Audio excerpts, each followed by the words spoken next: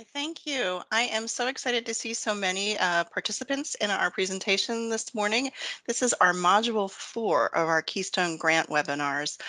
Yesterday we had, I guess I should preface that our Module 4 deals only with the planning category grants in the Keystone Grant Program. We had a presentation yesterday that dealt with Module 3 and Module 1, which is basically the overview, a simplistic overview of the program, and a module 2 that helps understand how the application works is available on our YouTube channel, and I'll provide some links for those in a minute. For those of you who are not familiar with me, I am Karen Arnold. I'm the Keystone Grant Program Manager here at the Pennsylvania Historical and Museum Commission. And I invited several of my colleagues with me today to kind of talk about our planning category grants and how useful they are throughout the Commonwealth. I'd like to thank Shelby Weaver-Splain for our Education and Outreach Coordinator for aptly setting up our webinar this morning. So thanks, Shelby. And with me as well presenting is April France, who's our National Register reviewer, Bill Callahan, who's a community preservation coordinator located in the western portion of the Commonwealth. I also would like to give a shout out to Frank Grumbine, one of our newer staff member, who is our Central Pennsylvania community preservation coordinator, and Scott Doyle, who is the Preservation Services Division Chief, who is very knowledgeable of the Keystone Grant Program too, so he can fill in with any questions that you might stump me with. Um, just to go over a little bit about what we will be talking about today, this is really meant to be a very brief overview of the eligibility reminders, especially regarding National Register status and some of the more complex portions of our grant program. We'll also give you a little bit of helpful ideas about how to connect your project to some of the other requirements of the grant program, including the statewide plan and our certified local government program. I do like to share a little bit about how our projects are selected and what that process looks like. That helps you as well draft a really cohesive and strong case for support, as well as sharing what some of our funding priorities are as well. We'll try to conclude a little bit about what your expectations would be as a grantee, and maybe a little brief introduction to what PA Share is. And if you're not familiar with PA Share, it's one of our newest programs that has sort of integrated all of our program areas together, and we're very excited to fold the Keystone Grant program in that as well. I know Shelby went through a couple really quick briefs with housekeeping or notes, I guess I should say. Again, this program will not talk about the basic webinar of how to incorporate and use the single application for assistance. There is a standalone module, it's module 2. I provided a link for you as well because that's the lion's share of the questions that we get about it. I'm happy to answer any questions you have about the ESA application, but I will be first to admit that there is a stellar customer service team that's dedicated by DCED to answer most of those questions if you have challenges with both login or uploading any attachments. Those usually are the two issues that most people have. I mentioned this at the very end yesterday, and I would be remiss to say again, if if you're not familiar with application portals, ESA, like every other application portal, has a timeout feature. So I do recommend that you prepare a lot of the long sections, like the project narrative, in a Microsoft Word program or similar, and cut and paste it in. If you are working diligently on a page for longer than 20 minutes, it times out and you've lost your work. So I'll mention that again later on, but that's always my strongest caution when dealing with anything with ESA. So again, I know Shelby mentioned it, but we will take frequent breaks throughout the presentation this morning to answer any of your questions. You're welcome to ask those questions in the speech bubble on the chat feature. Shelby will pull and collate them together and ask them during our breaks. And one final reminder, this webinar is being recorded, so your questions are captured in the chat as part of that recording. But if you've missed something or are needed to get one of the links, you can certainly refer back to the recording at a later time. It'll be posted on our YouTube channel and the link is there provided for you as well. So without further ado, to give you a brief overview of what our planning category grants are meant to do, this is a separate standalone program from our construction category grants, which were by far the more popular part of our grant program. Those are the capital improvement grants that organizations and local governments can use to stabilize and restore a historic building. We noticed a couple years ago that there was a large hole in the funding pro forma and felt that a lot of this pre-development or planning initiatives will really benefit through a grant support as well. So we've pulled out a little bit, a portion of our full grant program to allow for these planning projects.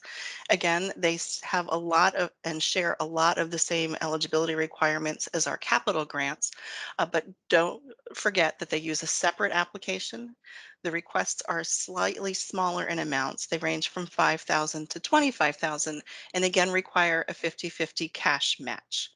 Um, and probably the more important of all of it is to remember that, like the capital projects, our planning category grants must somehow be associated with a resource that's listed in or determined eligible for listing in the National Register of Historic Places.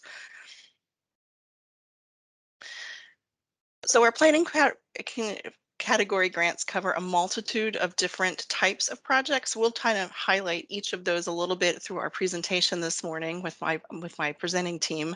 But essentially, these can cover things such as National Register nominations, standalone archaeological investigations, planning projects that might be focused to a particular building and be specific, excuse me, much like preparing architectural plans or drawings for a particular building, which would be excellent if you're considering a later construction application, because that can build nicely onto that program.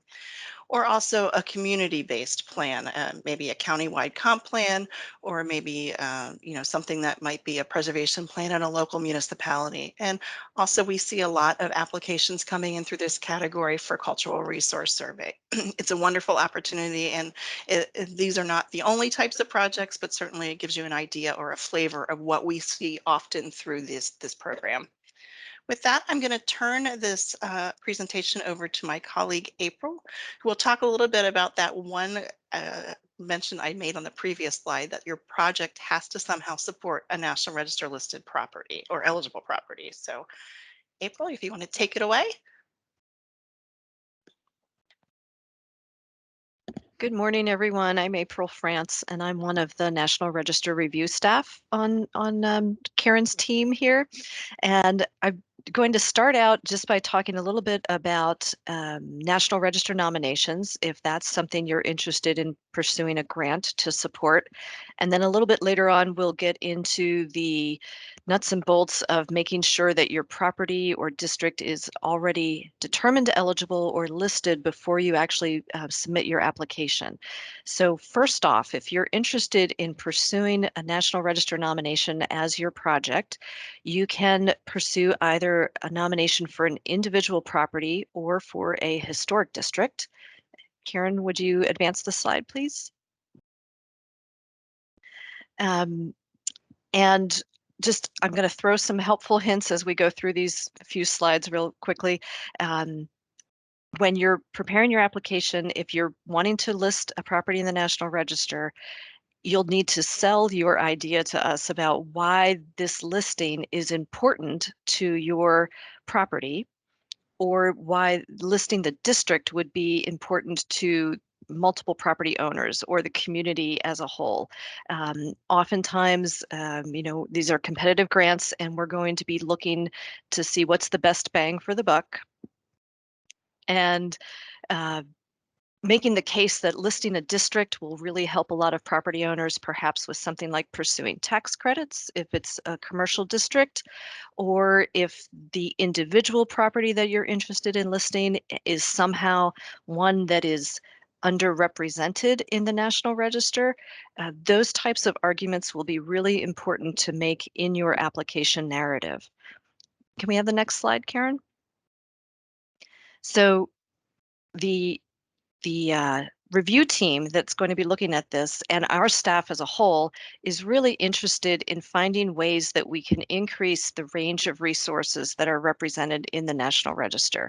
So we're looking at ways that we can increase representation in geographic areas of Pennsylvania that have very little representation, such as Cameron County, which has barely anything listed in the National Register, or that we can reach property types, maybe something like a barn that is not well represented in the register right now, or ways that we can reach and represent overlooked communities or groups of people and themes such as perhaps the women's suffrage movement or labor history or underrepresented groups, maybe centered around a Black African American or excuse me, I'm stumbling here, an African American community's church or cemetery or fraternal organization, or even more recent events. One of the more interesting things that we evaluated recently was 3 Mile Island, something from the 1970s or 1980s that we don't necessarily think of as historic, but is rapidly becoming so. And there are a number of ways that you can increase the diversity in the National Register. And we have some ideas available through this blog link that's here on this slide you can check out later. The next slide, Karen.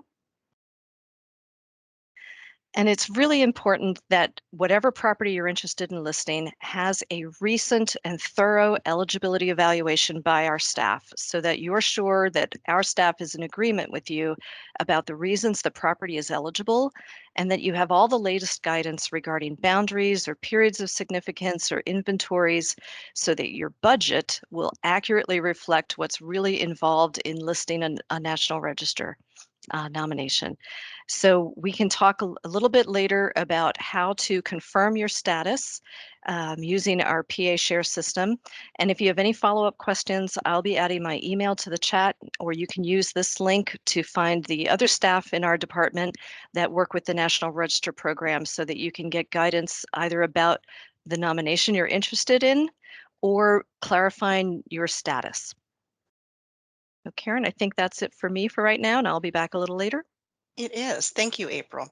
If you're following along on the PDF, I think we've reached slide 11, and the title is Archaeological Projects, or Archaeology Projects, rather. We do see a host of potential projects that are supported through this grant program that include archaeological investigations, including field schools or other complex projects that might be used to investigate lost features or at a historic sites that might be able to help you know, reconstruct missing elements. You certainly may not apply for a Keystone grant if you've been required to do archaeological investigations as part of a mitigation consultation with our office. But we do see an awful lot of community-based or organizations-based projects that might be including archaeological resources. Any project that is funded or applied for through the grant program does need to apply with our agency guidelines on archaeological investigations. We do include usually preliminary uh, evaluation by our staff to make about archaeologies, and also include usually a project archaeologist of some sort on our grant review panel. So there's a strong voice to consider archaeological grant applications. We also see another type of application or project, which are building focused plans. These are probably one of my favorite types of projects that we see through the grant program. These are projects that really assist in stewardship of organizations who manage and facilitate a historic building. They run the gamut. We see historic structures reports, very robust historic structures reports sometimes, including large landscape plans, architectural investigations or conditions assessments, and feasibility studies that are all dealing with an important historic resource within a community. If you are considering one of those types of projects, remember that all projects must comply with the Secretary of Interior standards for the treatment of historic properties, that your grant work products are evaluated to make sure the recommendations are in keeping with those standards and guidelines. But I really encourage you to consider this type of project through this grant program. They are wonderful elements to help with you maintaining your historic building, and also they help consider what long-term capital needs might be needed for that building in the future. So especially in supporting and helping with a later construction grant through the construction category of our grant program. Bill, I'm going to punt to you if you're ready to talk about the other aspects of planning within this grant program, and that's our community planning projects. You bet. Thank you, Karen. Hi, everybody. Good morning. Thanks for attending this morning. My name is Bill Callahan. I'm the Community Preservation Coordinator for the State Preservation Office in the western third of the state. I'm actually based in Pittsburgh. I see a number of familiar names in the meeting. I would also like to mention that joining us today is Frank Grumbrine, who is our, as of last Monday, newest member of the Community Preservation Coordinator family. Frank comes to us from the city of Harrisburg and will be is the Community Preservation Coordinator for the central and farthest northeastern part of the state. Right now we're still have one spot vacant in the Community Preservation Coordinator realm, but we're in the eastern part of the state, but we are actively trying to fill that position. So um, our role is to provide technical assistance essentially to anyone who requests it. And one of the favorite types of technical assistance processes that I enjoy working in is community planning projects. Um, I often talk about the Keystone Project grants as planning projects with both a small p and a capital P, and the community planning projects are the capital P. For municipalities and county governments, establishing a well thought out uh, plan and a planning process with plenty of public engagement and public outreach, it might be one of the more important processes and products that you can develop for your community related to historic preservation.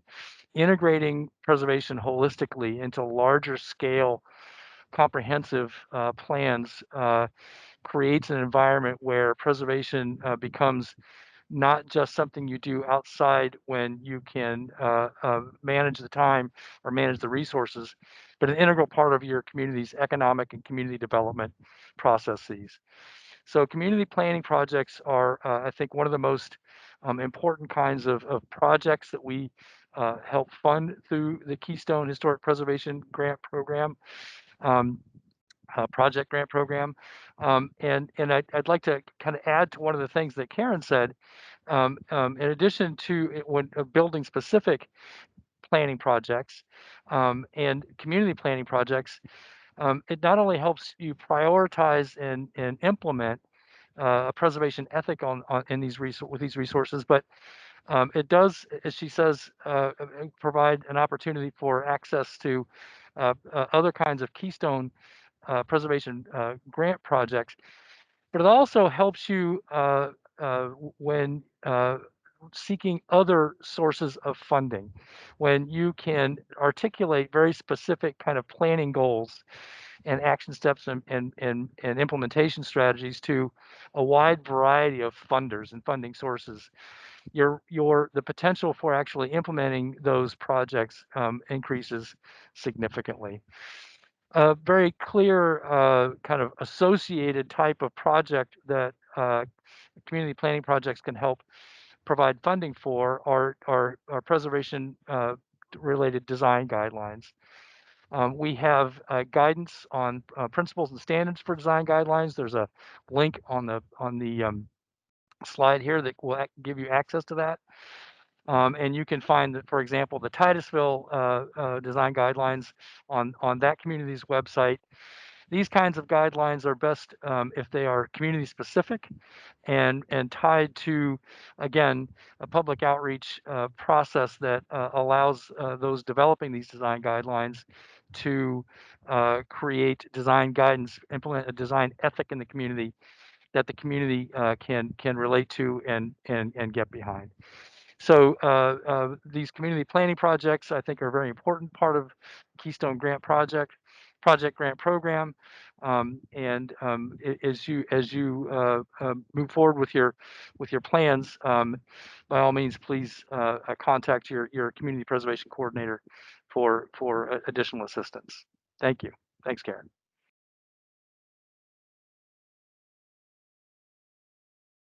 I'm still asking you to talk about cultural resource survey if you're willing.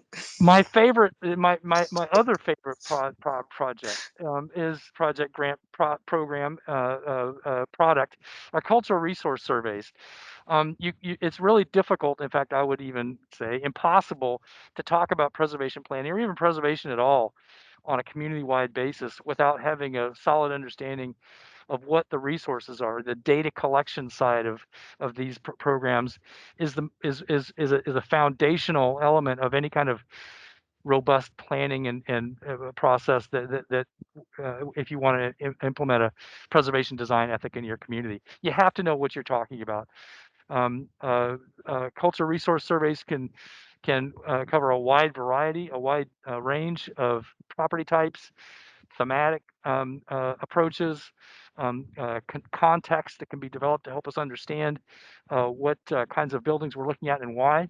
And of course, archaeological surveys is part of this.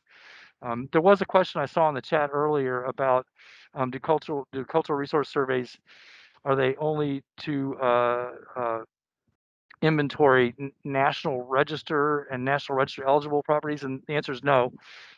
Cultural resources surveys exist in part to establish just those questions. What may be eligible in your community?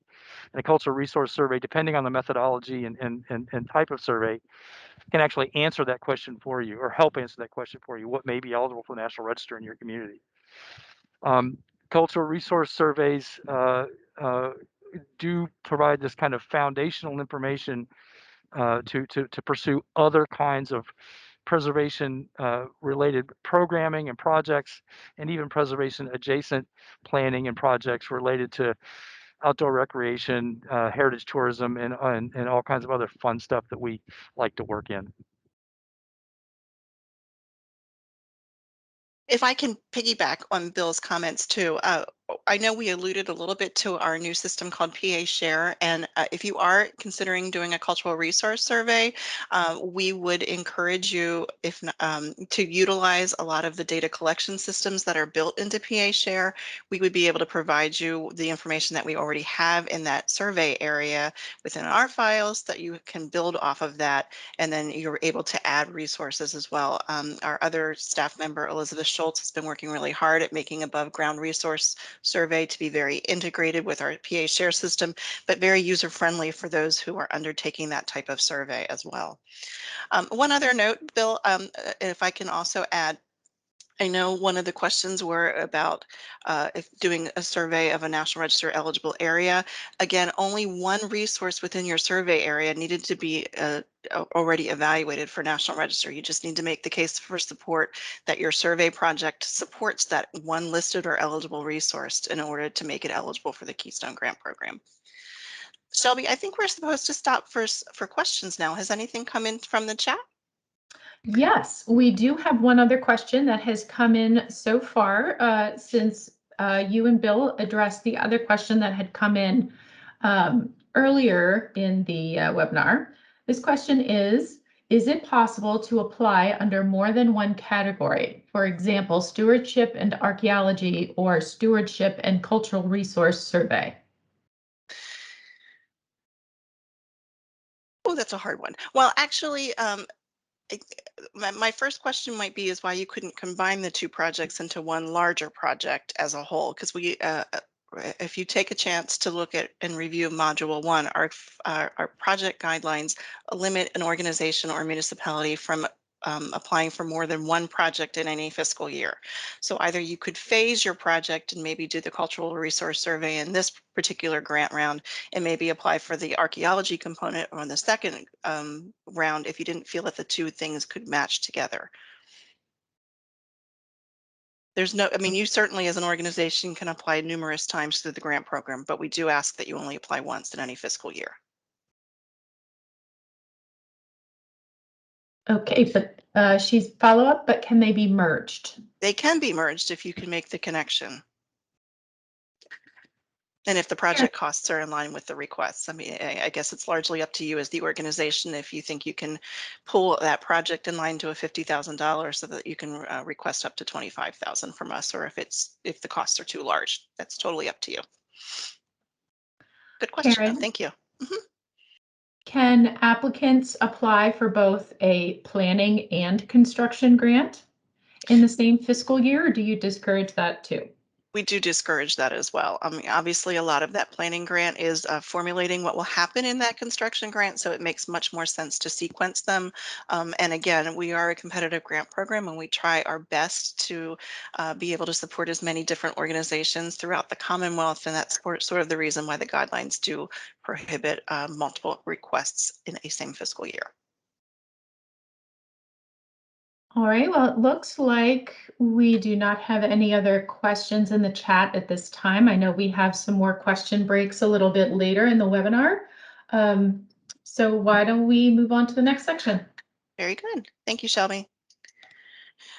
I just wanted to spend a brief moment going through some of the eligibility requirements if you are considering a Keystone Grant program from us. I know we spent the last section talking about the type of programs that are eligible under the planning grants, and now this is an opportunity to talk about whether or not you're eligible as an applicant. Certainly, again, nonprofit organizations and municipal governments are the organizations that are eligible to apply under the Keystone Grant Program. We're not able to take and accept applications from private individuals or for-profit corporations. They certainly are limited to only nonprofits and municipal governments. The enabling legislation that created the grant program requires that a nonprofit organization have been in existence for 5 years prior to making an application. That sometimes is a little troubling if you're a fledgling organization who has a lot of momentum and an opportunity to really embrace a preservation project in your community. And we do allow and encourage you to work with a fiscal sponsor who could be the applicant and the funnel through of all the grant funding to allow your project to move forward. Although the capital projects or the construction category grants do require a visitation component or public access component, the planning category applicants do not have to comply with the public accessibility requirements.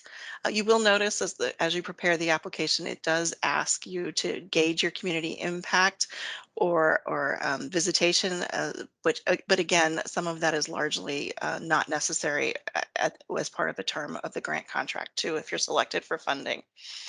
Those visitation numbers we do realize there's an ongoing pandemic, and obviously some of your projects might not have had full complement of staff to do programming, and you're certainly welcome to use your pre-COVID-19 numbers from fiscal year or calendar year 2019 to populate for visitation, or even include some of your shared programming or virtual programming that you might be doing, outreach that you can reach with your membership at the time. Okay, now I'm going to ask April to talk about the National Register of Historic Places requirement for your eligibility of your grant program. Okay, thanks, Karen.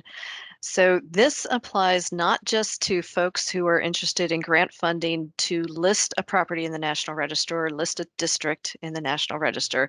This is something that all of the grant applicants have to achieve before the March 1st deadline, is that the focus of your application has to either already be listed in the National Register or determined eligible for listing in the National Register. And that evaluation must be fairly recent, within the past 5 years. If it's an older evaluation, we would want it to have been updated within the past 5 years. So this gets a little complicated, so I'm going to provide some information here going forward to help you achieve that.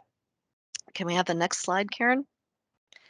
To find out if your property is listed or if it's been evaluated, you can use our new online system, PA Share, to look up the property's address or search for it to see if it has an existing record in our system.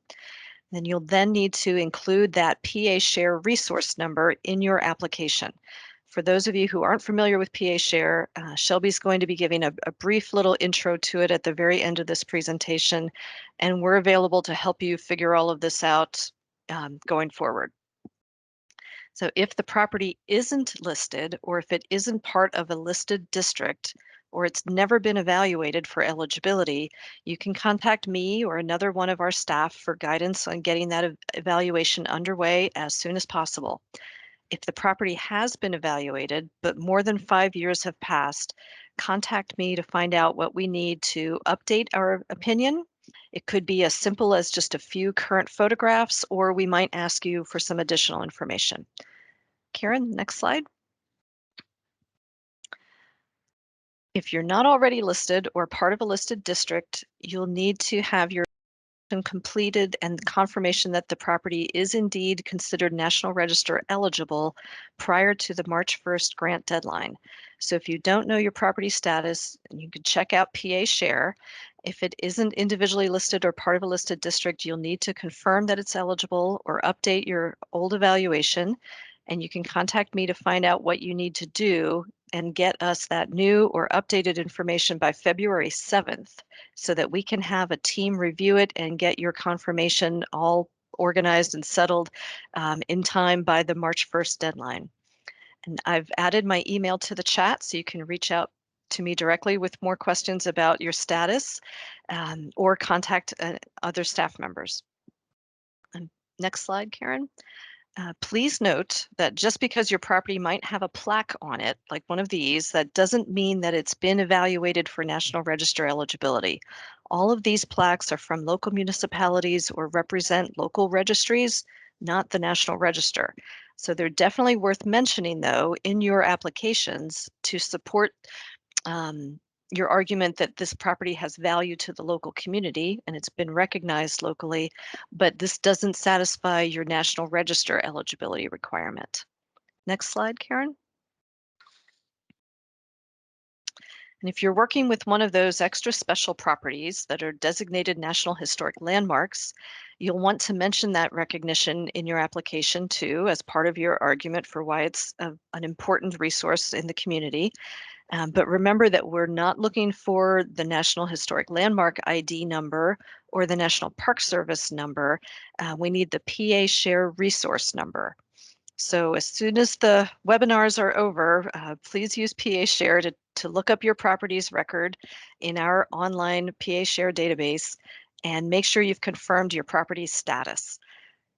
And again, if you have questions about figuring all of that out, we're here to help, and you can reach out to me directly or to any of our staff members to help sort all of that out. I know it's confusing, and we'll try to make it as easy as possible to figure out your current status and make sure that you're dealing with an eligible resource by March 1st. Thanks very much. Thank you, April. We did include a couple links in the presentation about how to connect you with PA Share and how to connect with April again. And I think that the PA Share website also includes a nice tutorial about how to search it within and use the system too, if you really get stuck. But a fail-safe is always to reach out to one of our staff members. We're happy to help you too. One of the other requirements or funding priorities that come up with our Keystone Grant Program is that all of our applications or applicants and grants must somehow support and further the goals and objectives of the statewide historic preservation plan. If you're not familiar with our statewide plan, it's a wonderful document that we prepared about 4 years ago at this point. And it's a mandate from our National Park Service programming and funding to prepare and get public input about where they see the importance of historic preservation in our communities. So one of those goals was that all of our funding and Keystone funding particularly support and implement those plans. I've provided a link in the application itself. So if you wanted to review the plan, it's also on the PHMC's main website, and there's a link here that you can grab that document and find yourself in that plan. We realize it's a heavy lift for a lot of the grantees. So we, and I guess I should have really compliment Shelby. Shelby has prepared this infographic that helps you identify what are the 4 goals, and you'll notice that of those 4 goals, there's 5 or 6 action items that sort of cleanly talk about the types of mission and hopes and goals that we have for preservation moving forward within that 5-year period. You are asked as part of the application to articulate how your project furthers one of these goals and objectives. And I will tell you that the grant review panelists do read those, that we ask them to evaluate the responses in the selection process. Again, if you're having problems with this, feel free to reach out to myself or either Frank or Bill to kind of talk a little bit more about how your project can meet and that requirement of the statewide historic preservation plans. One of our other funding priorities, I'm going to let Bill talk a little bit more about, and that's our partnership with the Certified Local Government Program. Thank you, Karen. The Certified Local Government, or CLG, program is one of the Park Service programs that we administer in the Commonwealth. It is a partnership. It's a government-to-government program between municipal governments, our office, and the National Park Service. It is, if you will, a gold standard of how local preservation programs can and perhaps should be administered and implemented. For that reason, within the Keystone the Keystone Historic Preservation Grant Program, certified local governments receive bonus points on their application. Now, simply because a building or an organization or a project is located within the boundaries of the municipality that is a certified local government does not necessarily mean those points are going to be applied. In order to receive this extra consideration, the project sponsors have to have in hand a support letter from the CLG. Now that letter can come from the CLG contact person in the municipality. It can come from the chief elected official. It can come from whomever the local government has appointed as the person who's responsible for providing these kinds of support letters. Every municipality, believe me, I know, every municipality's system of providing this kind of support is different. So we highly encourage you, if you're within a CLG, and there's a link here and on the slide of the 48 CLGs in Pennsylvania, and you can also talk to Frank or I. Every CLG, every municipality manages these kinds of supports differently and requires different levels of approval. So please, if you're in a CLG, your project in a CLG, please approach your certified local government as early as possible to receive this extra consideration. Thank you, Karen. Thank you, Bill. I think with that, we're going to pause for another round of questions. Shelby, has anything else come in from the group? Yes, it has. First question, what or who would you consider to be a fiscal sponsor? Oh, that's an excellent question. Well, generally, if you're a nonprofit who hasn't had their IRS determination or haven't been in existence for more than 5 years, you can probably work with anyone that has a similar mission as you. So let's say you're a community group that's trying to save a landmark building in the downtown. You could either work with maybe the local historical society, or maybe the community foundation, or even the local government entity itself, who might be willing to serve as your fiscal sponsor. Again, that's probably a conversation you want to have sooner rather than later, especially if they need to take it to their board of supervisors or borough council to decide whether or not they're willing to be the applicant on your behalf. But that's usually who we often see. We occasionally see community foundations if they're the entity that might be collecting other community donations on the organization's behalf, but that's usually who serves as great fiscal sponsors. But it really can run the gamut as long as they meet the eligibility requirements as well. All right, thank you for that. We have one other question that came in. If a building is located within a National Historic District and/or a state or locally designated district, but not individually designated, would it be eligible for these grants? Excellent question. Yes, it would. I mean, we consider that National Register eligibility requirement to be fulfilled if the property is located and considered contributing That would be the important word in a historic district, either listed or individually eligible. It's probably worth reaching out to either April, myself, or maybe even Bill and Frank to confirm the district inventory to make sure that the property does contribute to that district.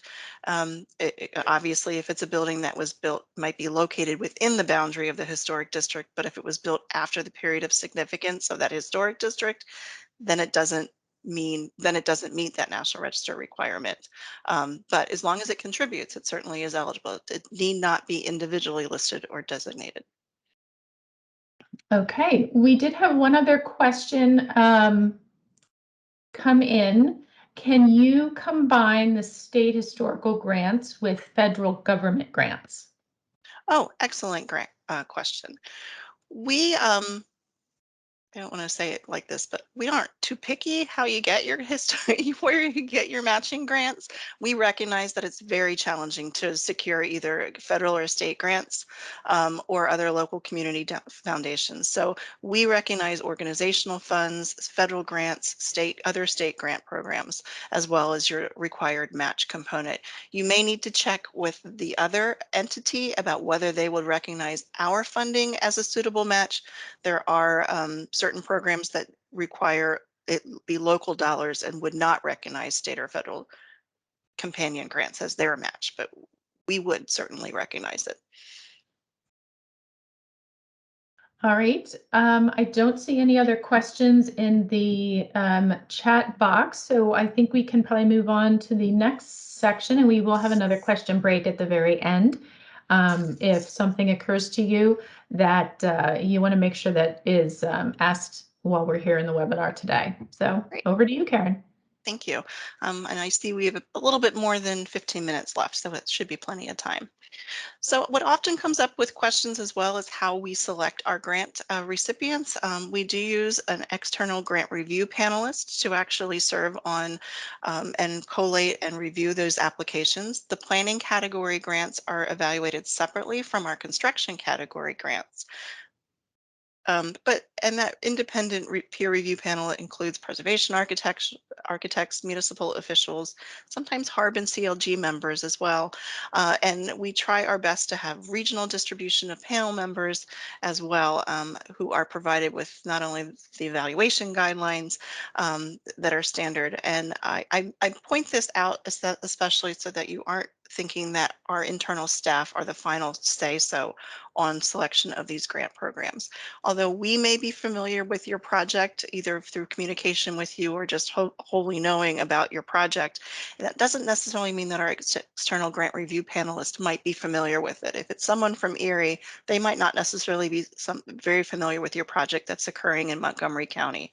So this is an opportunity to, as you formulate your project narrative, to make sure that you're really talking about the importance of the historic building in the community, its important history, as well as that's very important as well. Now, as I mentioned, the evaluation criteria, we do ask our grant review panelists to evaluate all applications in 5 areas. It's the application itself, whether it's well organized, it's following along with the suggested headings that are asked for, that you're answering all the questions, as well that you've included appropriate attachments to help.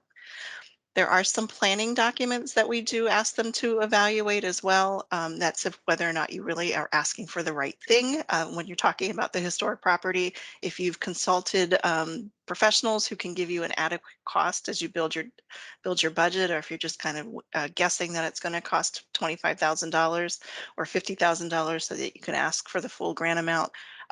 They do ask for those they do consider that if you've got some of your pre-development or planning, even for a planning grant, might sound a little strange, but they do consider that as well.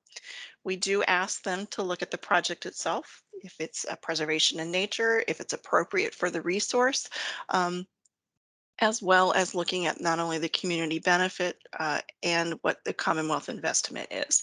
Now, these things might question you, but I have provided the evaluation guidelines that I provide the grant review panel as a link within the application itself. So you can kind of see the sort of leading questions that they're asked to evaluate all applications under, and hopefully you can kind of taper your project narrative or case for support to those questions as well, so they can easily find it. wish I could say that we could fund all of the projects that we receive. We see lots of very worthy projects, but we just don't have a full allocation to support everyone. So knowing how we evaluate and select projects, I think, are very helpful to all of the applicants as well. I alluded earlier in the section when we were talking about historic properties or project-specific planning grants about the Secretary of Interior's treatment for the historic properties. Again, any planning grant that's dealing with the resource itself, if you're preparing plans or specifications, we do require that those plans meet the Secretary of Interior standards for the treatment of historic buildings. You're able to uh, claim which of the 4 treatment standards that you are evoking, either preservation, restoration, or rehabilitation.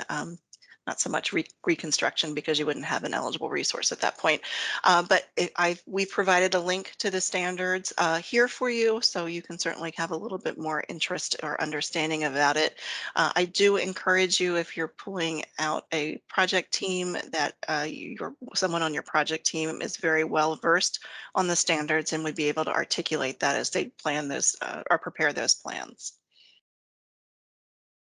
When we talk about community benefit as well, this is sort of a nebulous term, but our grant review panel does consider the community benefit for your project as a whole when they're thinking about or making their recommendations. And a lot of that is demonstrated in your letters of support. Even if you're not located in a certified local government and would be able to secure that type of project, they do consider and read letters of support who really understand your project, the importance of the project in the community. And I like to mention this now, since you have some time before the grant deadline, so that you can think and start asking for such letters of support. These can be from your local legislator or your state officials, both your senator and representative. I certainly encourage you to reach out to them for support, just mainly so that they understand the good work that you're doing in their legislative districts. But don't forget to request a letter from support from someone who actually has direct interaction with your project. If it's a school group that comes and visits, anything like that, they are sometimes the more heartfelt letters of support. Our panelists do read them, so I encourage you to make sure that they're addressed to the grant program itself, and you're not reusing them from another request, and that they're current for this fiscal year, because they do often comment them. Other things that keep in mind when they're considering community benefit, especially if your project will be able to demonstrate that there'll be a larger visitation, includes diversity or inclusion activities within it, or even understand and broaden the preservation understanding of the community as a whole to your project. So there's sort of the things that keep in mind when they're considering community benefit. Oh, I went too far, excuse me. Um, so how do you build a competitive application? Again, don't hesitate to reach out for a preliminary review or a conversation with either Bill Frank or myself. The best applications are very concise, but they're complete. Be very direct about what you're planning to accomplish and how you're planning to accomplish. If you're doing a survey, include your survey methodology. The other thing to talk about if you're actually doing survey is, do you have an idea of how many resources will be surveyed as part of the project? Don't just say the neighborhood. Are there 500 buildings in that neighborhood that you want to survey, or something like that? They really do it's better and easier to compare your project and be able to evaluate it fairly if they really have a full understanding and you can demonstrate the full understanding of what's being accomplished as part of the project. We do like to see professional services. It's sort of the intent of the grant program that you're able to contract with a seasoned professional to complete your project. So we like to understand their experience, what other similar projects they might have worked with as well. I think that's very helpful. And I know photographs are extremely important when you're dealing with a project in our construction category, but they're also very helpful in articulating project need in our planning projects too.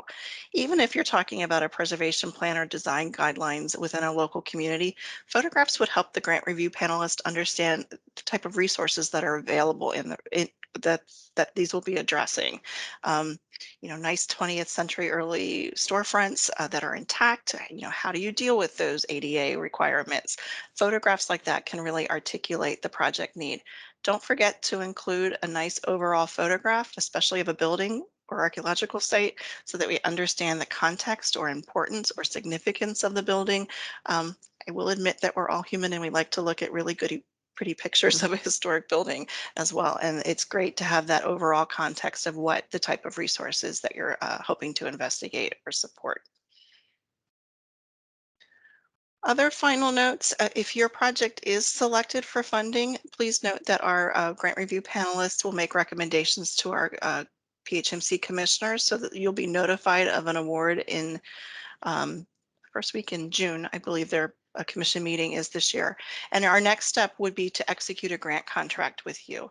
I always call that out, especially knowing that project timeline in the grant guidelines is that even though you might be selected as a project in June, your project can't start until we've executed that grant contract. So your project will not be able to start until probably September 1st of 2022.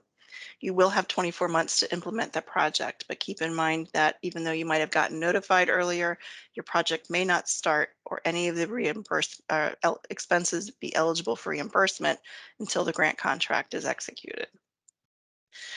We do ask all grant recipients to continue with quarterly reporting.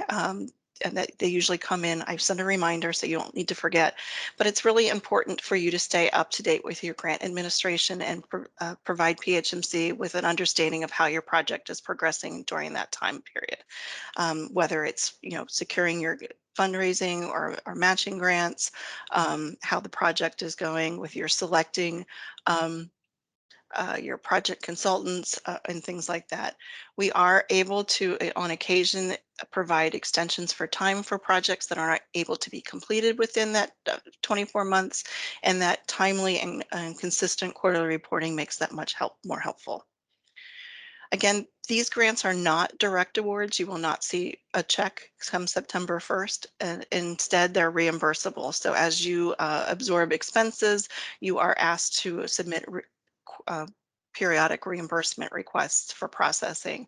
And so you are, it's important that you maintain good accounting practices, both not only for the grant funding, but also for your match funds, because we do reimburse based on what your current eligible expenses are, and we want to see those expenses. We do ask then to close out the grant project with a final report. We do provide a template and to have an opportunity to view and approve all of the final grant work products that came through the grant funded work. So finally, I think we'll try to conclude a little bit here from my standpoint before I punt it to Shelby to talk about where to go for additional assistance.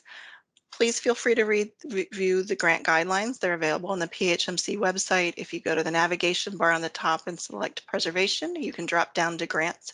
You'll see a tile specifically for the planning category. Grants, there's also one for construction. So if you need to compare the two, you certainly are able to do it. You'll be able to review this YouTube video as well as modules 1, 2, and 3 if you're interested starting next week. And the link is provided here. I am always happy to answer any questions that you might have concerning the grant guidelines, the grant application, or whether or not there's some questions about the eligibility of your project yourself. So again, you'll find my name and contact information there. I will always encourage you to reach out to the very nice folks at DCD's Customer Service Center. They're very helpful with retrieving passwords, or if you're having problems with uploads. And remember, if you lost your data and nothing seemed to save, it's most likely that you encountered that timeout feature. So please take my word of caution. It's happened to me as a grant writer too. So, and it's never fun for them to answer that call or for you to be in that situation. And then I think that Shelby also provided some links about PA Share Help and the help desk too. So Shelby, should we punt it over you to talk a little bit more about PA Share before we conclude with some final questions? Yes, I would love to talk about PA Share. So in the interest of time, I did not include any kind of screenshots or tutorial here because it can be a lot of information to digest, particularly as It is 4 minutes before lunchtime. But I did want to provide you with a list of links that will be very useful to you as you are not only using as you're using PA Share to search for your resources. So don't worry about trying to grab all of these and copy them down right now. They are included in the PDF that was attached to your email, so you can find all that information there. Critical things to know, where to find it. That's the first link, the landing page. If you remember nothing else about PA Share from this presentation, please know that we have a help desk that is staffed by a team of us at the SHPO. You can reach us at pashare@pa.gov, and we can answer all of your questions and help you figure out what you need to do with PA Share. We do have a web page on the PHMC website with all of our help materials. A lot of those are kind of step-by-step instructions for how to do something. We do have one specifically for how to get into PA Share and to how to search PA Share. I will note you can search PA Share for resources to find their National Register status as a guest user, which is anonymous. But you can also sign in as what we call a free basic user, and you would need a Keystone login account to do that. What makes it convenient for grantee or grant applicants is that the Keystone login you create for your ESA application that you'll do to submit your Keystone grant is the same Keystone login that you'd use to sign into PA Share. So it's super convenient. It's actually not another set of user credentials that you have to remember. There's some specific guidance about what we do need you to include in your Keystone login profile that you can find on the Keystone login webpage up there on your screen. So we do have a few questions and we have 2 minutes left. So I would like to just quickly read those for Karen and answer some of these. Okay, first question. Are there sample budgets for planning grant applications focusing on seeking National Register listing? Oh, that's a really hard question. That might be worth talking to me offline. Sample budgets are a little difficult depending on the resource. I mean, obviously, if it's something that has a lot of complicated areas of significance that might that might be more expensive for a consultant to prepare. So it's probably more on a case by case basis, and it's probably actually more germane for you to be self-selecting or pre-selecting your consultant and getting their idea of what their costs might be. April, do you have anything that you wanted to add about that? It can vary widely depending on the type of resource. As Karen said, depending on how complicated it is size-wise or the areas of significance or the length of the period of significance involved. So I agree. It can be very case by case, and we'd be happy to talk with you directly. Karen has been on both sides of National Register nomination preparation, reviewing and preparing. And we can also provide examples of recent nominations for similar types of resources that you can share with consultants to say, this is what we need to achieve in requesting bids from them. So please talk to us directly with those questions. We'd be happy to help. Thanks, April. All right, we have one. Is there a public comment period following the close of the application deadline? If so, how are comments evaluated? And are the applications available for public review? Actually, no. We do vet them only internally and have never included a public comment on the project itself. All right, and then that actually looks like that's it for the questions. So we are at 12:01, which is exactly an hour since we started. So if you have any further questions, you want to add them quickly in the chat. If not, Karen, I think we can wrap up. Well, very good. I thank you all for your time this morning. I'm excited to see so much interest in our Keystone grant program, especially the planning category. I do think it's a very valuable asset to a lot of your projects that might be happening in your community. My thanks to Shelby, April, and Bill this morning for presenting, and for Frank and Scott for sitting in and joining us too. So thank you, everyone. Bye, everybody. Have a great day.